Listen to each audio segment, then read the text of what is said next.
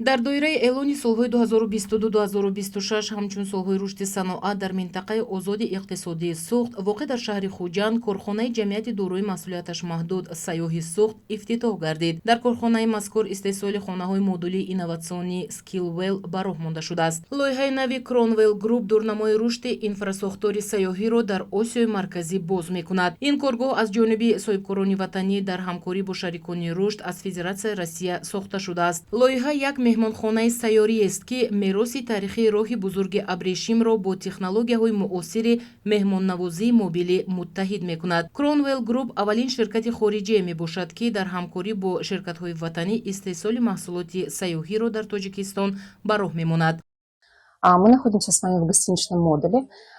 Это самая младшая модель, скажем так, в нашей линейке. Она называется Nomad, что означает кочевник. То есть это, ну, скажем так, самый экономичный вариант, который может развиваться в более такие презентабельные формы.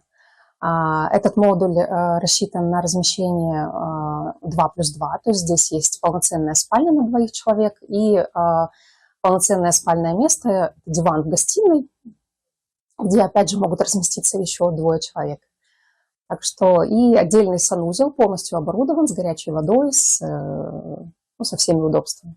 лоиҳаи Skillwell имкон медиҳад, ки меҳмонхонаҳои мобилӣ дар ҷойҳое, ки сохтмони анъанавӣ душвор аст ва релефи мушкилгузар доранд, инчунин васеъ кардани маҷмаъҳои сайёҳии мавҷуда тавассути модулҳои иловагиро ба роҳ гузорад. Ба роҳ мондани истеҳсолот дар Ҷумҳурии Тоҷикистон ба лоиҳа аҳамияти махсус дода, барои рушди иншооти меҳмоннавозии модулӣ дар қади роҳи таърихии Абрешим дурнамои нав мекушояд. Ёдовар мешавем, ки чанде қабл дар шаҳри Хуҷанд форуми дуюми байналмилалии Суғд чораҳаи роҳи бузурги Абрешим бо иштироки роҳбарияти Кумитаи рушди сайёҳии вилояти Суғд, намояндагони кишварҳои хориҷӣ ва минтақа, коршиносону мутахассисони байналмилалӣ ва роҳбарони ширкатҳои сайёҳии ватанӣ ва хориҷӣ баргузор гардида буд, ки зимни он масъалаи роҳандозии корхонаи истеҳсоли хонаҳои сайёри сайёҳӣ матраҳ гардида буд. Хонаҳои сайёри сайёҳӣ зимни ин форуми сайёҳӣ муаррифӣ гардида буд, ки иқдоми мазкурро ҳайати иштирокчиён аз кишварҳои Осиёи марказӣ хушқабул намуданд.